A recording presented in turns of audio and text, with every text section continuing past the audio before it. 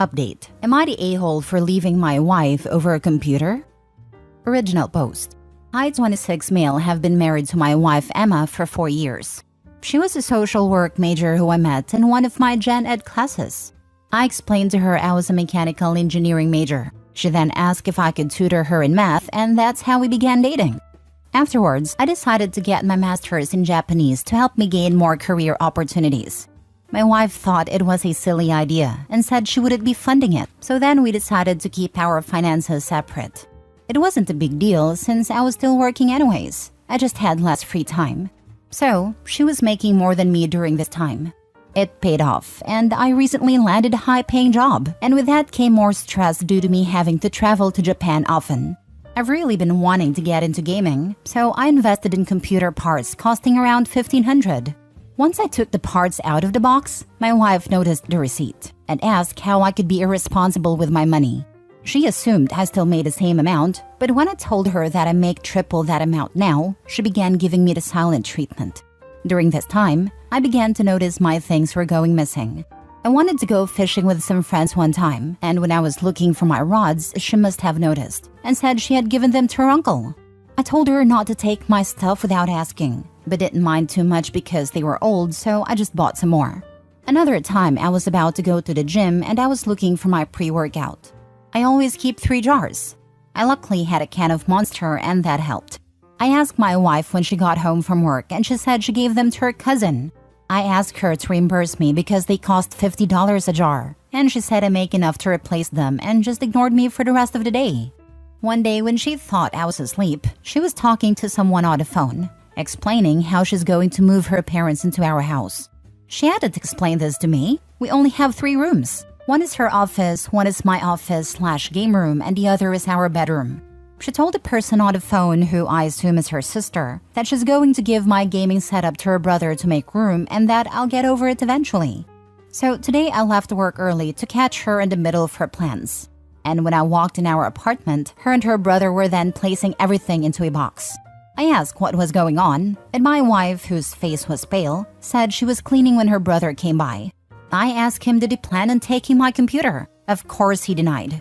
So I went into the room to get the iPad we share.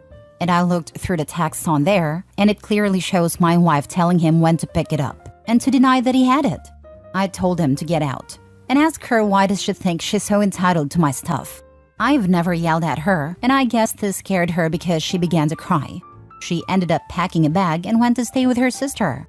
While she was out, I picked up a lock from my office. Her sister texted me calling me an a-hole. I'm beginning to think I could have handled this better. I'm looking for advice. Now for the top comments before reading the update. You're not leaving her over a computer. You're leaving her for repeatedly stealing and lying to you. Get the heck out. Stealing, lying, making major life decisions without you. Not being supportive of you when you decide to get more education. And then punishing you when you get a good job as a result. Not respecting you as a human being.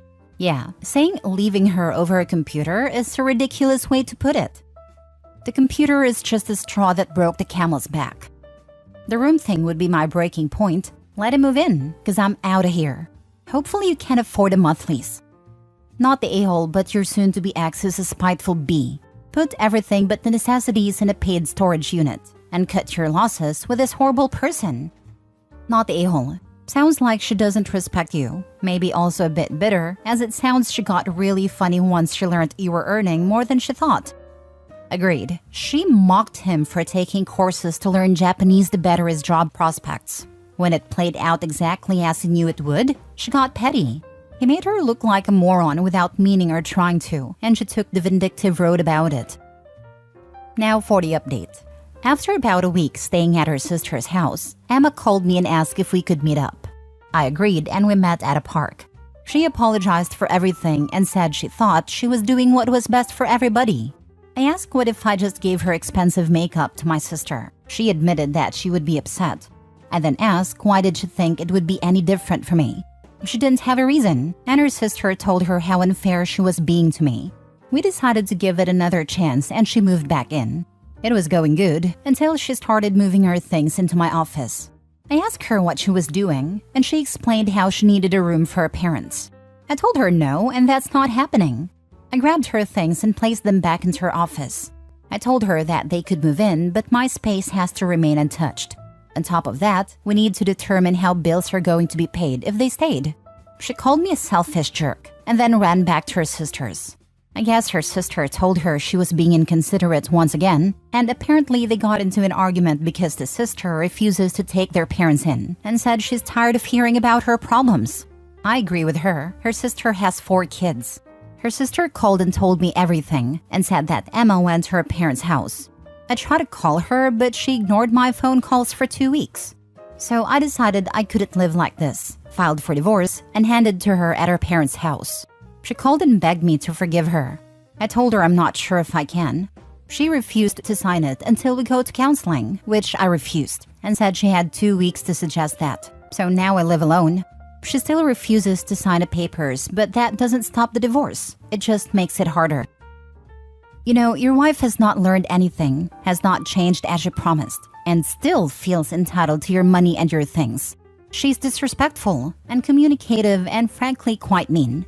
Stand your ground. You're doing the right thing, not the a-hole.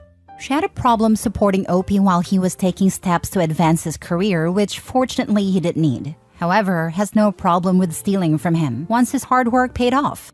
Good for Opie for getting away from her.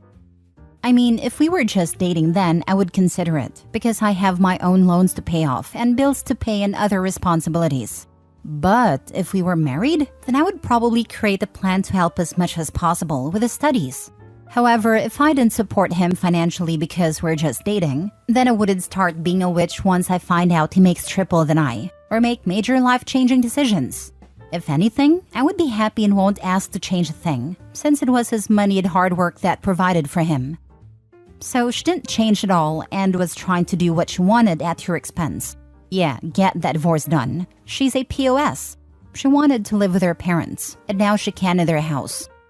What doesn't get explicitly spelled out in these posts, but I think is a factor, is that she refused to fund his language lessons, resulting in them keeping their finances separate. Then she simultaneously found out that she was wrong. It wasn't silly, and that since he didn't tell her about the financial change, he must plan to continue keeping the finances separate. Basically, she didn't like reaping what she'd sown, and her solution to this was to secretly take things away from him. Now put that behavior into context, them eventually becoming parents. This is a don't walk, run situation. Bullet bomb dodged by Opie. Minimizing her insane red flags, no accountability, and holding insane grudges over his reasonable responses. This woman's malfunctioning nightmare. Not the a-hole. Block her and her whole family. She is not mature enough to be married and has obvious issues with manipulation and communication. Leave her out of your life. You will be happier without her and eventually find someone who acts like an adult. Last story. Update. Am I the a-hole for breaking up with my fiancé due to my mother?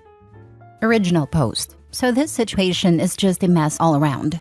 So me, 26 male, and my now ex-fiancé, 27 female, had been dating for a little over 4 years when I asked her to marry, and she said yes. Now here's the problem. As we were planning about the new house we were going to buy, I talked to her about a room for my mother, 60s female, as she would live with us after we got married. I had discussed with her a lot of times when we were dating that my mom would live with us, because simply put, I am an only child, and my mom raised me as a single mother after she divorced my abusive father. She never had a new boyfriend, nor did she ever remarry. Her entire life was dedicated to raising me alone, and also, me and my mom are each other's only living relative. We have no family besides each other. My fiancé said that she did not want my mother living with us, and when I asked about why she didn't say anything when we were dating, she said that she thought I'd get over it, and we could put her in a home. And this, I absolutely refused. I was furious because my mom had always treated her as her own daughter and had never been one of those crazy mother-in-laws that are rude and evil. I gave out an ultimatum that if my mother couldn't live with us, we wouldn't get married. And yeah, we broke up. Now her side of the family and her friends are calling me an a-hole. But I don't think I did anything wrong, since I made it clear when we were dating that my mother would live with us. So am I the a-hole? Now for the top comments before reading the update. Dementia patients need constant attention as the disease progresses. I wouldn't know what your fiancé was imagining, but could you thought that your mother is living alone now just fine? So why have her move in with the two of you? You would lose all privacy. Newly married couples need privacy. Then when the disease progresses, that she would be put in a home. Unless you're extremely wealthy and can hire help caring for a dementia patient is far too much for two people. If there is no way to salvage this relationship with her, then may I say have your mother move in with you now, before you start another relationship. That way, any woman will know exactly what her future will look like with you. Also, you will get a chance to understand what you're thinking of taking on. I still remember the night when I was a teen that my family had an elderly woman pounding at our door in the middle of the night during a raging thunderstorm, screaming that her husband had fallen into the well and we needed to help him. Turned out her husband had died years ago. The poor woman had dementia, and like OP, the family refused to put her in a home where she could get the care and supervision she needed. That poor woman wandered for hours in a massive thunderstorm in her nightgown before coming to our house, desperately trying to find someone to help her husband. OP would be far better off researching the best medical facilities where his mother can get the care she needs than to insist his new bride be forced to share her new home with a dementia patient. Not all care homes are awful, and there are some amazing ones out there that actually recreate a small village for dementia patients, with shops, hair salon, movie theater, everything that allow them to live as close to a normal life as possible while staying safe and cared for. Maybe you can find some sort of duplex where your mother is close but you both have your privacy. It's too late for this woman, and that's fine under the circumstances. But very few women in their 20s and 30s would be happy living with a woman in her 60s who could go on for decades. Edit: I should have mentioned this, but our family has a history of dementia settling in around early 60s, and my mother has started to show signs of forgetfulness. That's why I want to keep her as close as possible. I will be the primary caregiver. She has plenty of savings to cover the cost of her treatment and 2 apartments in her name, one she currently lives in and one we have put up for rent. After moving her in with me, I will sell one of them and will hire a full-time nurse after her dementia starts getting worse. We were never planning on having children, nor did I ever expect her to quit her job or stay at home to take care of my mother. I understand that it'll be tough, and it should be majorly my responsibility, but she raised me through tough times all on her own, and I will not turn my back on her now that it's my time to help her. My mother has only recently started showing signs of dementia. Up until a few years ago, she was doing just fine, but now her health is slowly starting to deteriorate. We are independently wealthy due to my mother founding and then selling her own company. Money will not be an issue and I can easily hire help. Edit 2. You all are correct, but my mother living with us is never the only option I suggested. I understand that what I had was a big ask, so I was ready to buy a 2-story home or something like that. But she just wanted to put her in a home and be done with it. Now for the update. So I talked with my mother about the wedding being cancelled and why it was happening. And well, got a very tight slap across my face. My mother was disappointed with the idea of my ultimatum, and she felt that I was reducing her down to a burden when she wasn't one just yet. It was already stated she'd come live with me and I got married. This was not the way my mother expected me to handle the situation. In her words, I'd just be throwing her hard-earned money in a pit because of my own selfishness, and that she did not raise me to be inconsiderate of my significant other. She explained things to me and showed me my fiancé's perspective in a much clearer light. She said she did want and expect to live with us, but not for forever, and not that soon after I got married. She also said that she would rather go into a specialized care home where the professionals could handle her should her illness get worse and changes who she is. I contacted my fiancé and we talked, and it was all pretty emotional, but it was all for the better. I apologized for my ultimatum and not seeing her perspective better, and she apologized for what she said and that she was wrong for saying that we could put her in a home. She knew how much my mother meant to me, so she admitted that her insinuating we could just drop her in a home was wrong. I was stupid and naive and could not see beyond my own ideas for our future, which is the worst thing I could have done, especially considering my life is going more than just my own from now. We decided that it's best to buy a house and move my mother in with us at least for the time being, so we can still spend some time with her while she's somewhat healthy. And when the time comes when taking care of her is beyond us, we will put her in a specialized care unit for people with dementia close to our home so we can still visit her, as my mother wants. Though we are still looking into the exact details of this plan, we are both coming out of this better partners for each other, though this may take a bit of time. We've also decided to hold off on the wedding and first try to be better partners first, but we are still engaged. Also, we'll be going on a trip around the world soon, so we could live our life as a couple a bit before my mother moves in. I know there'll be challenges, and I know I'm not prepared to handle everything. But more than anything, if I won't be able to take care of my mother in her final moments, then I at least want to spend some time with her while she's still herself. My mother's diagnosis will be next week. I'm hoping that she's just being forgetful due to her age, but if it's that damned illness, then the possible amount of time with my mother is considerably shortened. Thank you all for your comments. I hope such a situation never comes to any of you. When taking care of her is beyond us, I really hope OP is actually capable of recognizing when it starts to become too much. I have a buddy that I work with that moved his elderly mother with dementia into his house. He thought he could keep an eye on her since he works from home. That lasted all of 2 weeks before he decided that he couldn't do it anymore and that she needed to go into a home with specialized care. It was heartbreaking to not only watch her go through something like that, but also his realization that he wasn't going to be able to look after his mom after all. She passed away a few months later. People don't understand how bad it can be and that it's a 24 hours a day. We had family friends with a similar situation, and a person with dementia just kept turning on the stove burners when no one was looking. And they can't change their behavior because it's a symptom of something unfixable. My gran wanted to go to a specialized care unit when the time comes after caring for her mother for 6 years. Then she forgot she has Alzheimer's and she is paranoid now.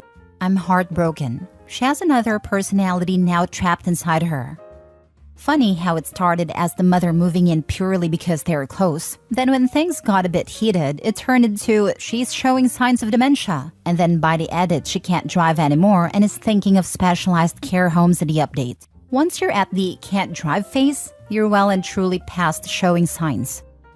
The sign is actually as big as the Hollywood sign, except this one lights up with flashing neon colors.